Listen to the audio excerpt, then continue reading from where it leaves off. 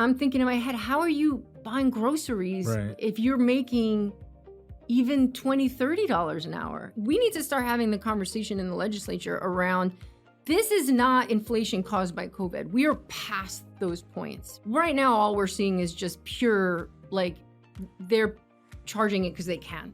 If you raise your rates, it may have been initially due to supplier issues. You're gonna keep those eggs at $8 a carton because people are paying $8 a carton. And you're making record profits in the meanwhile. Yeah. And we need to talk about that more because when we talk about affordability crisis, that's what's happening.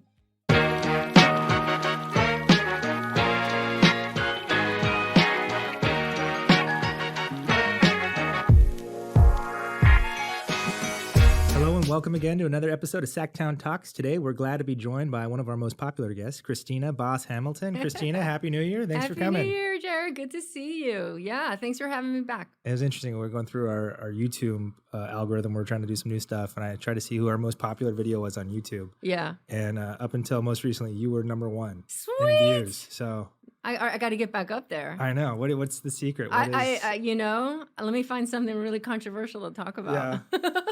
The Boss Hamilton faithful out there, the KBH advocacy faithful are strong. You know what? Thank you for saying that because that actually is that's cool. That's very cool. Yeah, I don't know because I just talk plain and try to be honest. Yeah, good topics. Yeah. So how was your 2023?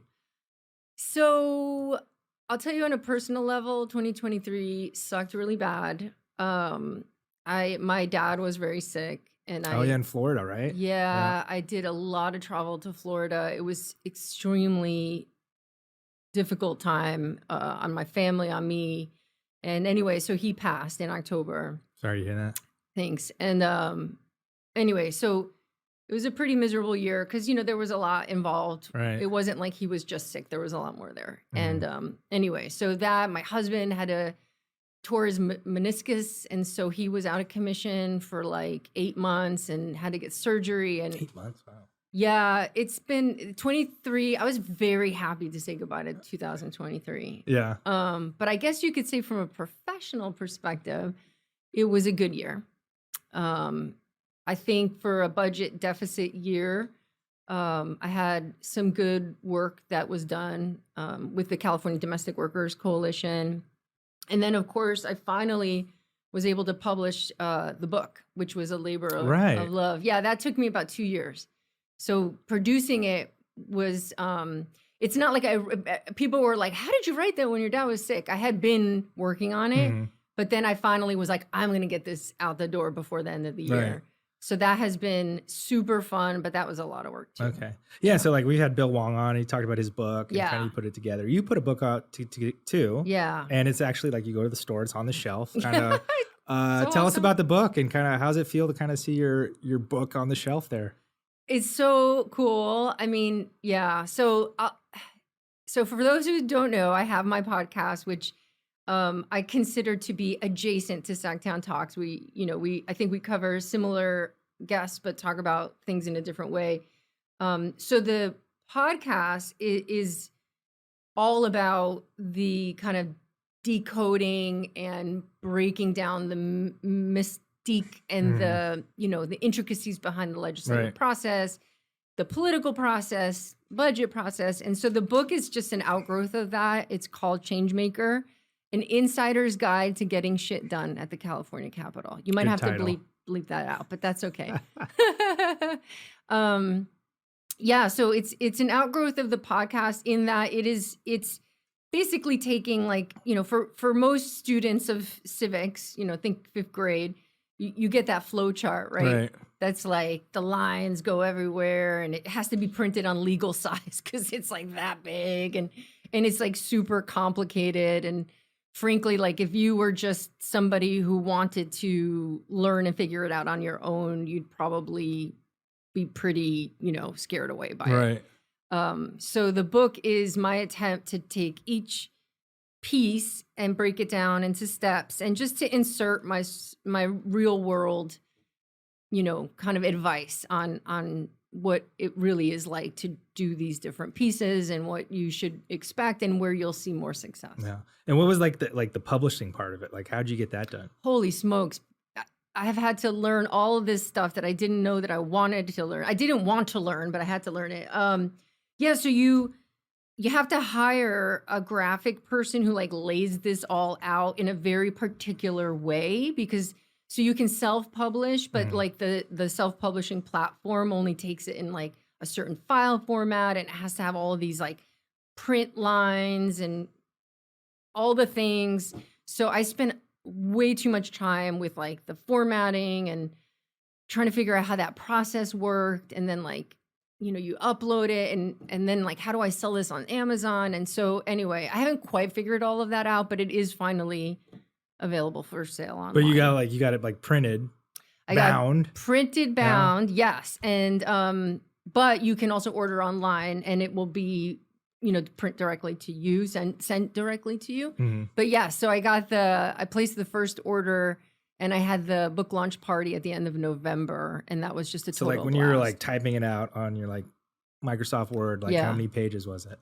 It was about 60-ish, but then it got like consolidated. So cover to cover, it's about 55 pages. Yeah. In the print. Yes. Okay. Wow. So it's pretty true to form of your Word doc. Yeah. Oh, No, it's like, because by the time you finalize the Word doc, you're following the specs that the printer's giving you. So yeah, it's like, it's exactly what you're going to see. Right. And how are sales? So I've broken even so far. Oh, that's awesome. Yeah. I think I've sold about 150 copies of the book. And that's been awesome. It's a lot of work though, Jared. I'll be honest with you. I don't recommend like a lot of work. Unless you are willing to hire a lot of people that help you, which you may want to do. It is I thought you were going to tell me like you could just type something and then like email it to a publisher, and then they do all this stuff for you. But no, it's not that simple. I mean, you can hire the next book. When I'm filthy rich, then I can hire all the people to do all the things. So like publishers aren't coming to you, handing you checks saying, please write our next book. It was not McGraw-Hill. No, I didn't have, it was me saying, I'm going to get this damn thing out there. Yeah. Okay. But it's actually, I'll be honest with you, now that I know it, it's not that complicated. It's just for people like us who don't do things like publish books, in a regular way. It was a learning curve. But so it's like not that hard. When I Google you, does it talk about your book? Can I look you up online and it like talks about your book and there's like a link where you can buy it? Yeah, so it's kbhadvocacy.com/changemaker. Yes. Nice. And you can read, it gives you a preview of the chapters, and then it has like, different quotes of people who've read the book who, have some positive remarks, and then you can place your order. Yeah. Yes. Or you can go to Capitol Books on K Street. And how much is it? Okay, so the book is $16. And if you go to Capitol Books, that's super cool because you're help supporting the bookstore too. Yeah. And we don't even talk about Amazon, how much it is. Well, I haven't even gotten it on there. I haven't even gotten it on there. So you don't look on Amazon. You have to only go to my website. Yeah. So, you are always talking about the budget, tweeting about the budget. We had an interesting budget last year, kind of where there was, I guess, a deficit, but we had so much of a surplus the year before. You have the rainy day fund, all that stuff. It wasn't much of a haircut this year. This year, I guess we're kind of seeing the same thing where you're seeing this big kind of doom and gloom. Was it 68 billion. 68, if we're going to be exact. Extraordinary. Yeah. I guess we got the January, the governor coming out pretty soon with his kind of Wednesday. Budget, state of the state kind of budget thing coming out. What are you expecting the governor to kind of come out with, and kind of what are you planning for right now with your clients? Yeah, so I think, one thing that I would clarify, so there was a deficit last year that I want to say was like 25 billion. It was a pretty big one. They were able to fill it without tapping into the rainy day, which was a huge legislative accomplishment, and without reducing services. So I think right now there's a very just holding of breath to see what happens on Wednesday. Is the governor going to be able to find enough funding? Well, one of the things that he said publicly is it's not as drastic as what the LAO has said. So hopefully that's true. And then, will he able to find ways to fill this deficit without proposing reductions in existing programs and services? And at least for the folks that I represent, that's a big question mark right now is, what is he going to propose exactly? Right. because, that's a lot of money to try to dig up under the couch cushions. And I'm sure he's going to tap into the rainy day dollars in some capacity or not. But, one thing I've learned in my time doing budget advocacy is never underestimate the creativity of budget staff when it comes to figuring out, moving dollars from one year to another year. And it's all legit. I'm not saying any of it is bad so much as like, it's just creative ways to think about current spending and, perhaps make some changes that aren't as awful as a reduction. Right. Well, it's kind of been like an interesting, I guess, series of years where you've had a lot of one-time spending things, which get put in the total budget number, but aren't, I guess, reoccurring, or ongoing. So I think that's kind of like where the media, you get the $65 deficit, but like, what does that exactly mean? Well, so for folks who were able to benefit from those one-time, spending dollars back pre-2023, the question for those advocates is whether those funds were allocated, have they been spent? And if they haven't been spent, everything's fair game in terms of the Department of Finance clawing it back. Oh yeah, this is the interesting thing. So Mike Gibson was on a couple weeks ago, and this is what he was talking about. He's like, you get this stuff in the budget, but then like, did you actually get it? Exactly. Yeah. And I'll tell you from experience, having won $61.4 million in 2022, that the money is just now flowing out the door January 2024. Like, it takes a long time for, it's the nature of bureaucracy. There's a lot of people, there's a lot of, and it's also, there's a lot of rules about like contracting and public contracts, and all of that is to make sure that there's not fraud and to make sure that, it's transparent. And there's all these checks and balances, but what that means is it takes a really long time. Right. So, I think the name or the word is encumbrance. Have your dollars been encumbered or not by the departments that got the dollars? And then even if they've been encumbered, I would question if finance can still take them back or not. Honestly, in a year like this, I think, at least what I've been told is everything is fair game. So those of us who were able to get some funding are trying to make sure those dollars go out the door ASAP. Wow. Yeah. So like, not only do you have to fight for your future dollars, you have to fight for your past dollars. I know, too. Which is like such a bummer because you're like, dude, I had this victory. Right. And actually all of last year that I spent in a defensive posture trying to protect that 61.4 because I was worried, we were worried last year that monies were going to get swooped back in.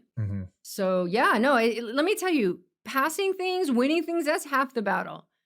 And you could argue maybe even less than half the battle. The real battle is making sure that the monies go out and that they're being implemented the way you want them to. It's a never-ending battle. It is a never-ending battle. Yeah, because then the state hires a contractor who is like administering whatever you're doing. And is that contractor doing it according to legislative intent? Not, and sometimes no. And so you've got just as much work to do on the other side. I like to think of it as like, like you're climbing Everest and you get to base camp and you're like, yes. And then you're like, look up and you realize like you're only at base camp. There's like 5 other camps before you get to the summit. Yeah. That's wild. So kind of in 2024, kind of working with your clients, kind of what are some of the goals you guys are looking to achieve? Yeah. So I'm always proud to be working with my former union, United Domestic Workers, and protecting the interests of IHSS, in-home support services and family childcare providers, and the adult day service providers, which is who I was able to win the allocation for in 22. And this year I'm expanding into more AI, which is very interesting for me. So I'm working with the Economic Security Project that is very steeped in anti-monopoly. And so we're looking at the intersection of we're looking at anti-monopoly, antitrust in general, and then the intersection with AI, because there's been a lot of recent cases that, at least in different states, charging businesses with price fixing, and a lot of it is being assisted through AI technology. And I should be clear, I am speaking only on behalf of myself, not my client right now. Jarrett, you put me on the spot. So were you part of the fight for 25 with your clients, the $25 minimum wage? No, I didn't. We actually, so adult day services are not in a healthcare. Okay. They're not considered a formal healthcare facility, but we are adjacent to that, I would say. So I was able to watch it go down and really just, I mean, it was a stellar year for SEIU. There's no doubt there, between that and the other measures that they were working on. You just have an appreciation. What is a trickle down too, right? Like, I know like the fast food worker, the $20 minimum wage. I hear like a lot of businesses freaking out because if you can make $20 at McDonald's, then you kind of have to meet them. Well, that's a real thing, that it impacts the workforce because it raises the wages. I would just not fall into the trap of then saying, well, that's why we shouldn't do it. And instead say, well, that's why businesses that have historic profit margins should raise the wages of their workers because, I don't know, $1 billion is a lot of money. Do you really need 10 billion? Can like maybe your workers not be on welfare while they're working for you? That would be a good thing. Yeah, so that's wild. I was just talking to someone, and their daughter works in Pennsylvania while she goes to college at a bar, and she makes $2.50 an hour. I used to do that. I was like, what? So that is very specific to California. I was a waitress for years in college, and I made $2.18 an hour. There is, in most parts of the country, a sub-minimum wage for tipped workers. So I was like, and this is California, right? They eliminated the sub-minimum wage, which I think is fantastic. It changes the nature of the whole job, though. Right. Not in a bad way. I would say it makes it into something that you can actually like live on. Potentially, yeah. I was like, that's wild. Like, yeah. So you're that really check, dependent on tips. Yeah. That check was just to cover the cost of your employment taxes, and you lived purely on tips. That's amazing. It's such bullshit. Yeah. Yeah. So you basically have a free workforce, and they would always ask like, you have to do cleaning, like all this extra stuff in addition to serving tables.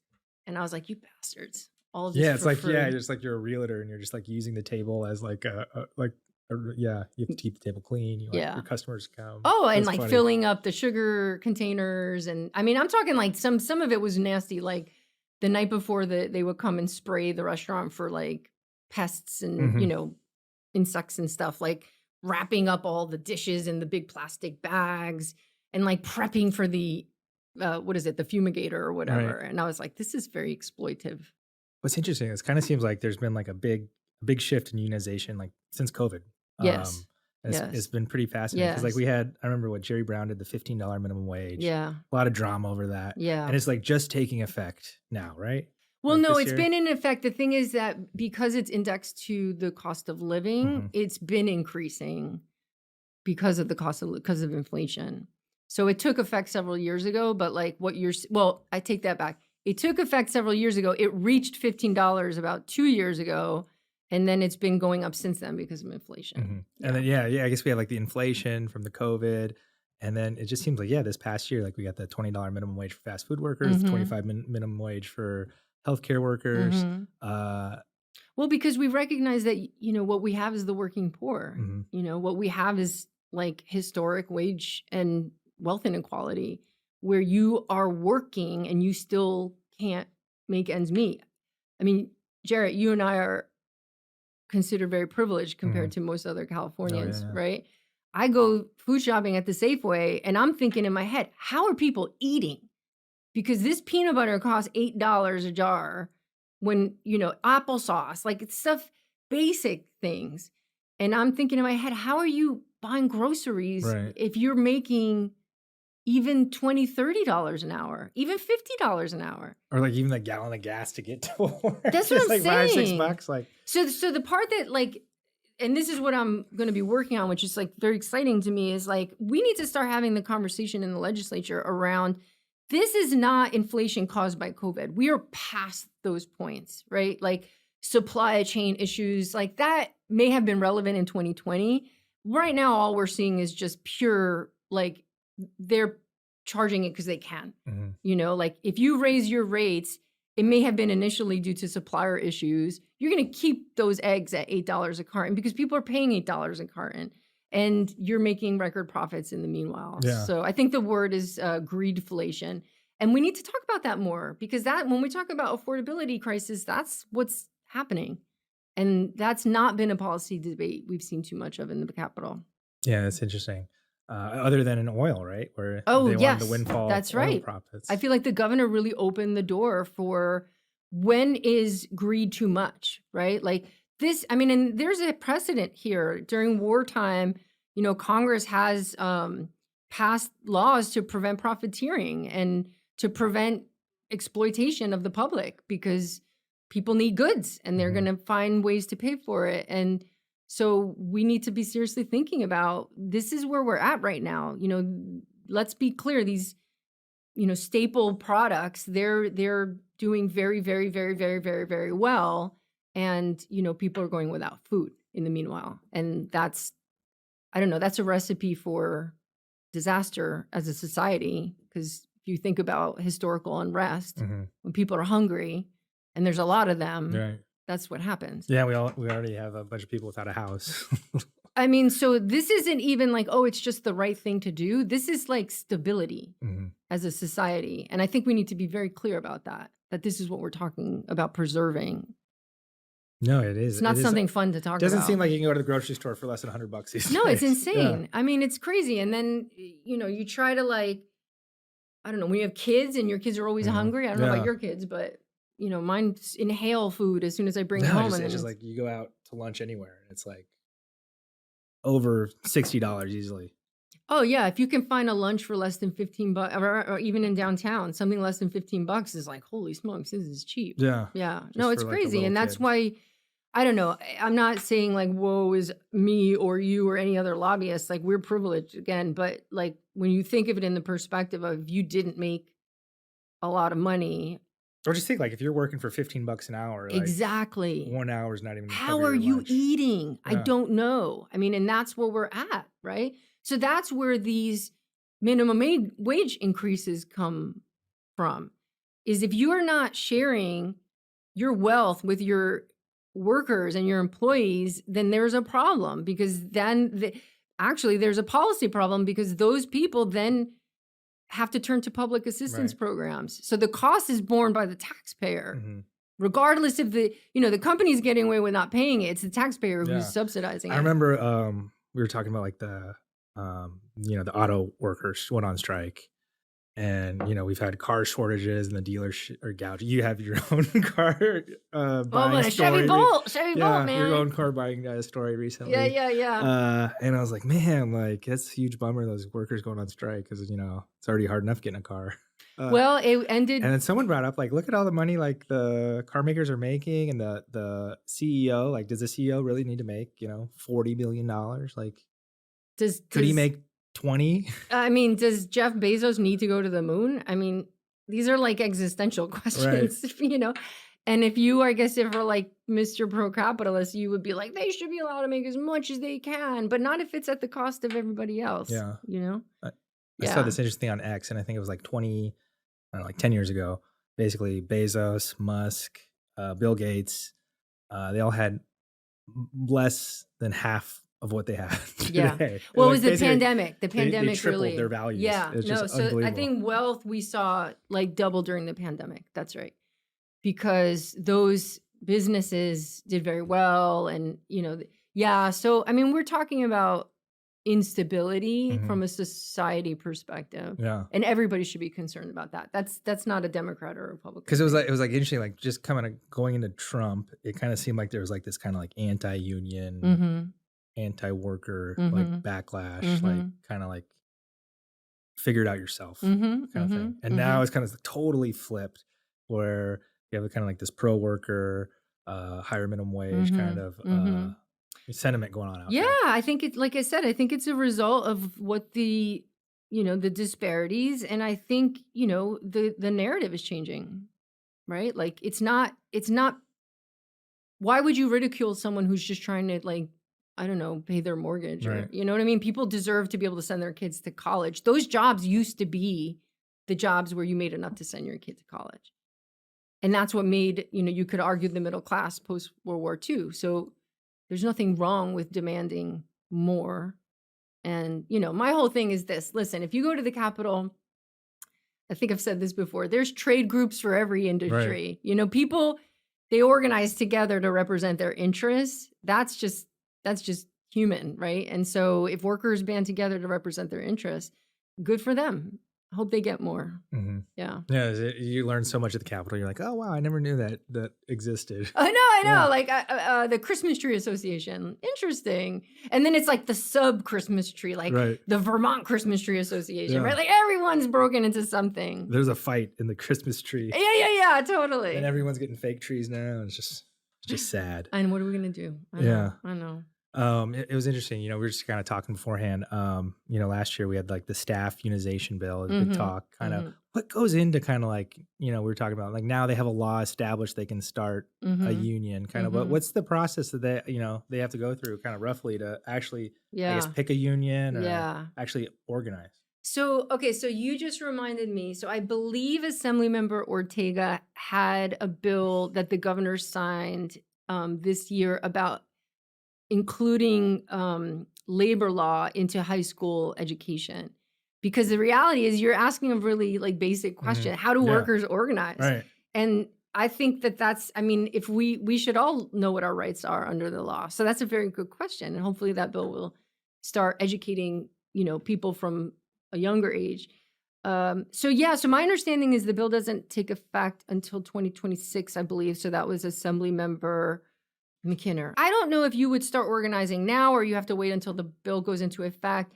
But in general, a union targets either they, go to approach a group of workers, or workers themselves can come to a union. In fact, that's usually how it happens because they're interested in learning about unionizing. And so there's an organizing campaign, and you can imagine the employer gets their consultants in and they utilize all sorts of tactics to convince people to vote no, but there's a union election.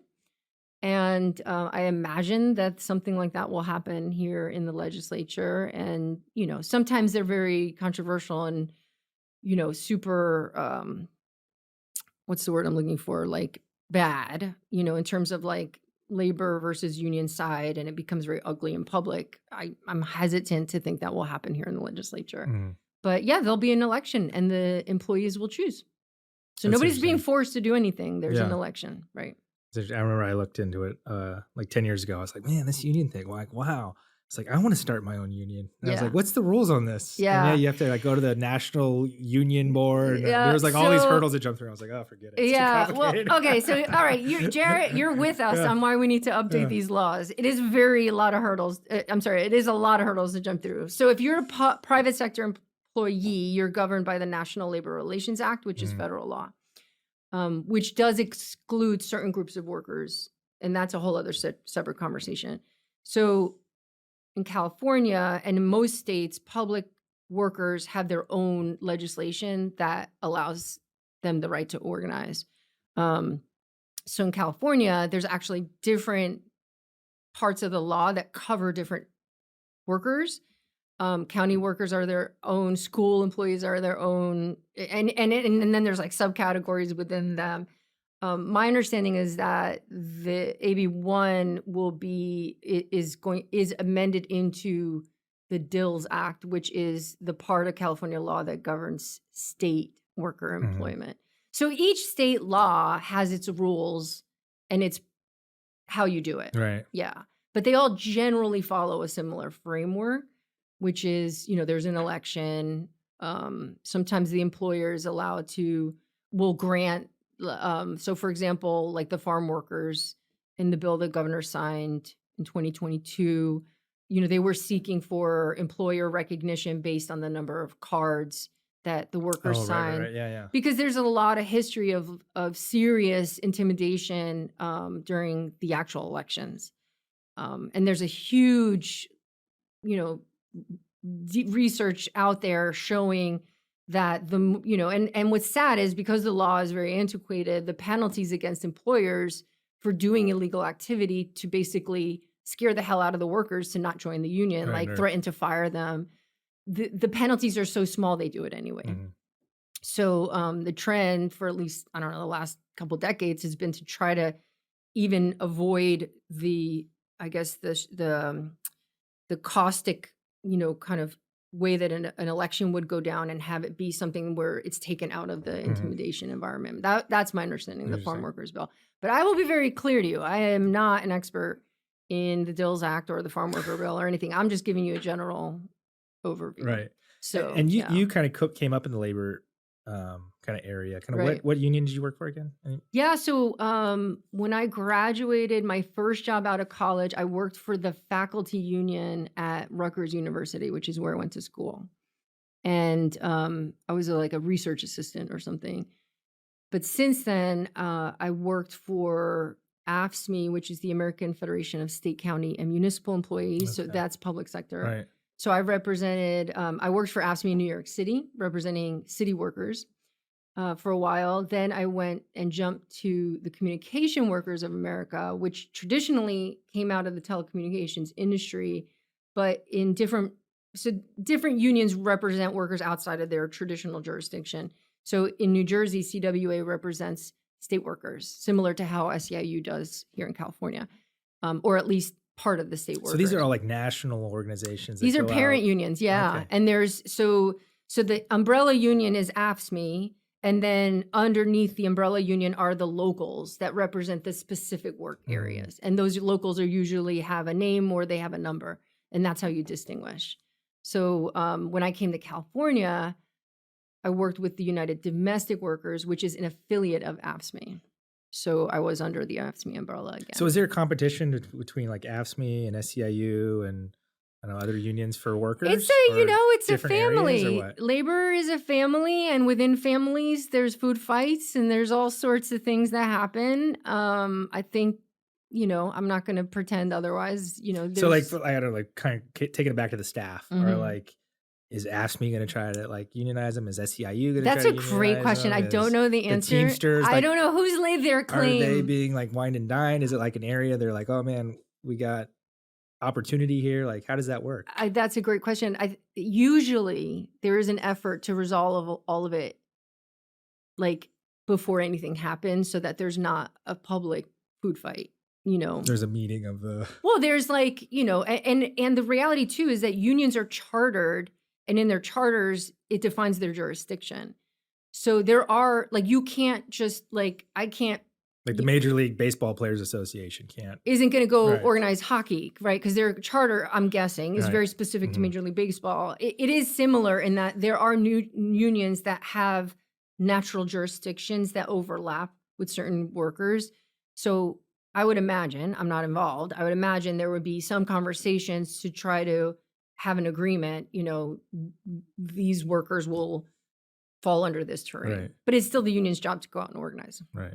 Yeah, because it like gets super confusing. Like, I don't know, like it is. Like my wife's like a state attorney. Yeah. And like if she asks her paralegal, like, hey, what's our benefit for XYZ? Yeah. They won't know because they have a totally different thing. bargaining unit. And like, or if you talk to like a state attorney who works at the Capitol, they have a totally different thing. So well, that's also defined in the law. So the law will define what the bargaining unit is. So a lot of it is just the way, bargaining units are like, can be super, super specific. Like this title, like this series of titles from this level to that level. Sometimes bargaining units are huge, which is like everyone employed under this employer, but it's specific. Yeah. It's so interesting. So like, especially how the Capitol's done, where you have people who've worked there forever, and there's kind of built in system there. Yeah. And it's like, oh, like, one person could easily do it, but it's kind of like, are they in leadership, or it should be interesting kind of who takes how that rolls out. Yeah. 100%.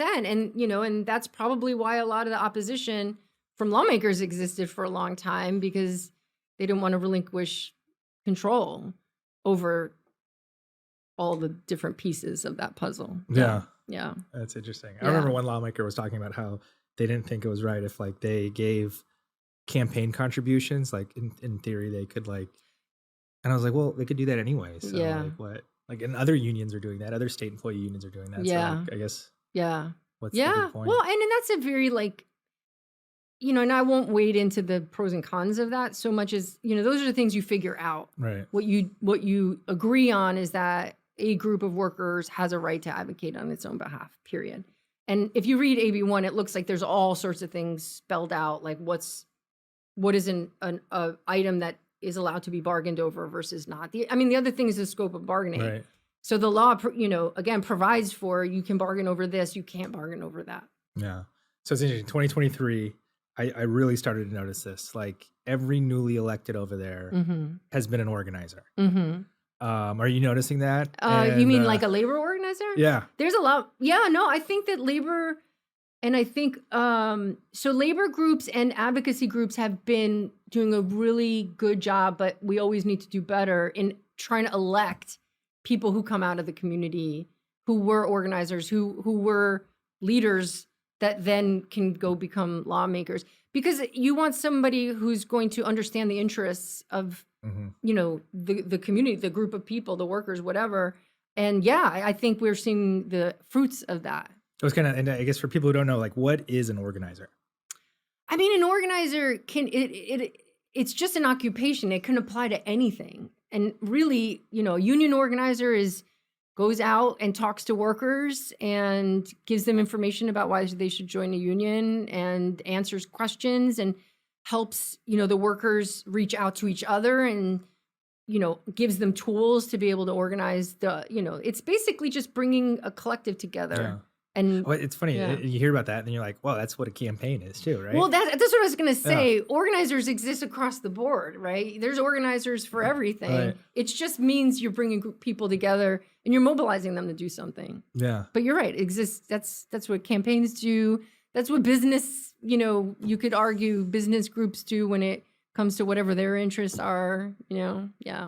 So I guess coming from that world and kind of seeing, I guess, a bunch of like newly electeds coming up here, kind of, are you finding, a lot of similarities or kind of commonalities with a lot of these new members? Yeah, well, I think that it's changing the dialogue. It's changing the debate about, why do we want to pass these policies? Because if you can speak to your direct history, right? Like, why do we want laws around arbitration and forced arbitration agreements? Well, I come out of this, workforce or community or wherever where this was a really big impact. I think it just brings more education in and it kind of creates a framework for debate that didn't exist before. Right. Yeah. And I guess kind of, in sense of a campaign, like we're coming up to a campaign season, organizing the voters. What are some good, I guess, organizing memories you have, kind of challenges you face, kind of being an organizer back in the day? Yeah, well, so I organized, so there's external organizing when you're organizing workers that are not yet organized or not yet members of a union or haven't formed anything, right? And then there's organizing of the union that already exists. And so I did a lot of internal organizing. And, that's, hard work compared to what I do. I always used to say this at my union was the people who worked with the workers out in the real world, they had the hard jobs. Like here, this place, yes, of course it's hard, but it's nothing like when you deal with people face to face and their real lives and what they're going through. And honestly, I always felt like I was not here in California, but in my prior roles, when you're an organizer, you become almost like you deal with people's totality, right? So if they're struggling to pay rent or if they're have problems mad with about inflation, like if they're mad about anything, or like they have health insurance problems or civil service. I dealt with a lot of civil service issues. You're sort of like the face of this, their representative, and so it's challenging on a number of levels. But I always felt a sense of like gratitude and satisfaction when you can have that come to a positive conclusion, right? Like if you help somebody achieve whatever, get past whatever that obstacle was, like it felt like so organizing is brutal, I would say, but it's also very satisfactory. Yeah. And it's kind of like being at like a lot of the members. You come here, you think you can like pass laws to help help people. Right. But then you go door to door, you talk to people. Well, and then you do constituent Right. services, which has got to be very similar, Right. right? Like a person calls and they have an issue, and like, how are you going to help them? Right. Yeah. You need Yeah. to fix it. That's Government is hard. Yeah. Representation is hard, right? I mean, anytime you work directly with people, it's very hard. Mm-hmm. Yeah. I respect the staff that do the day-to-day constituent stuff. Yeah. So I guess coming back to your pod, kind of what are you doing lately, and kind of what can we expect from you in 2024? Oh my gosh, Jarrett. So if there were like 3 of me, I know the first episode would have come out Yeah. already. I have been going crazy because, clearly I have my clients and they are number one priority. But just getting the book out the door has been so much time that the podcast, I've got 4 episodes cooked. Really? Yes, I just need to get them out the door, and Yeah. it hasn't happened yet. But they're coming. They're going to be In cool. 24. I promise. Do you have- Always something new. Do you have planned topic areas or something like that? No, I mean, okay, so I can tell you that one episode is going to be talking about influencer marketing and the Mhm. creator economy and the intersection with That's interesting. Yeah. advocacy, because that is very interesting Yeah. to me. Yeah. Like, how can advocacy organizations expand into this world of the creator economy, right? Influencers, micro influencers. And, I think it's a very burgeoning field for politics and legislation or advocacy in general. I think a lot of campaigns are trying to figure out how to do Right. that. So I'm going to be talking about that, and advocacy with celebrities and how you begin to make that come to pass. Just different. I like to think about all the different tools in the toolkit Right. to give people more to think about and more insight to help them be more successful. Who's the best celebrity you've come across working here at the Capitol? I have never met a celebrity here at the Capitol. You've never? Okay. I've not had the joy of getting a picture with A celeb. Yeah. I'm trying to think of the guy, the bounty hunter guy. Dog? I didn't get Dog. I watched Dog from afar. I didn't get Yeah. a picture of him though.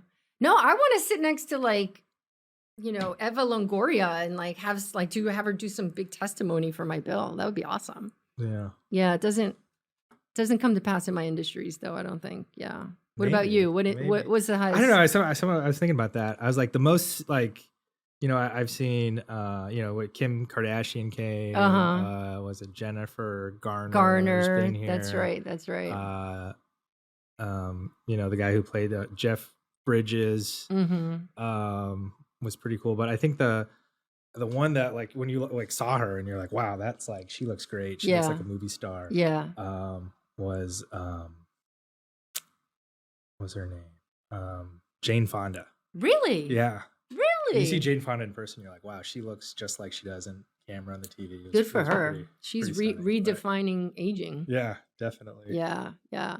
I don't generally find myself in the world of that type of legislation. That would be pretty cool, I would imagine, though.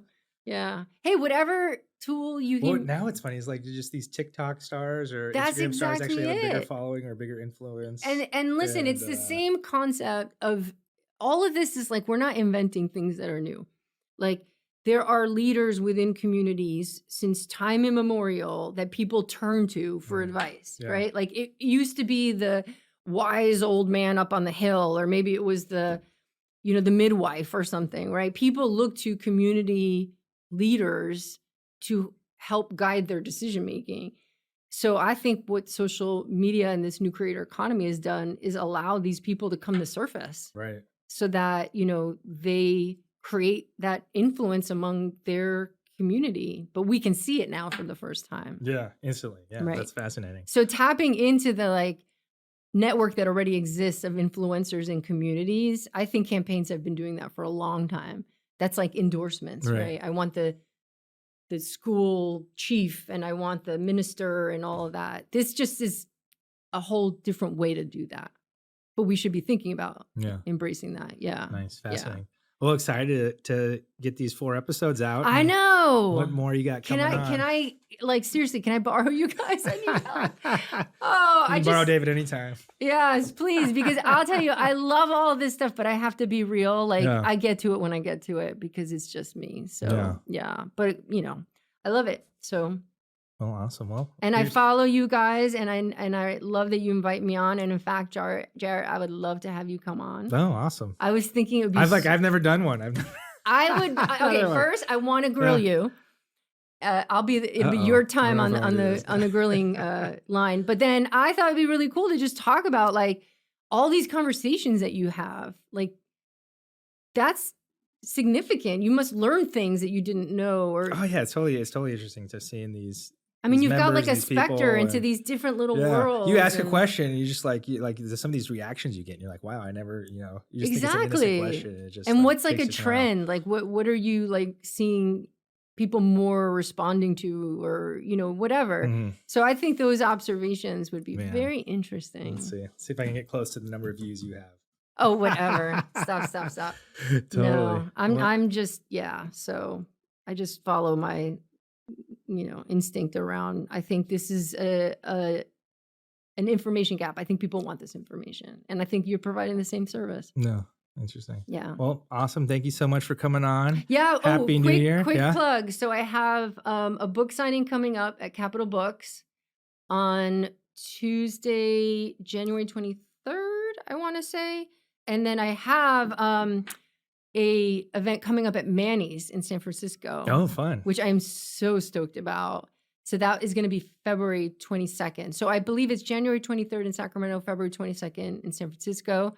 But if you go to my website, you can RSVP for both. Okay, So that's awesome. kbhadvocacy.com. Look for the events link. And if you live in San Francisco or the Bay, you have to come, because I'm like, that's not my area. I want to make sure people turn out in force. So it's an open bar, then they'll turn out. No host. That's a conversation with my husband in the pocketbook. I don't know about that. All I know is when they said yes, I was like, yes, I've arrived. I will be at Manny's in San Francisco. So yeah. That's awesome. Yeah, well, thank you. Congratulations. Thank you. Look forward to those events. Thank you for having me. I appreciate that. Definitely. And best to you. All right.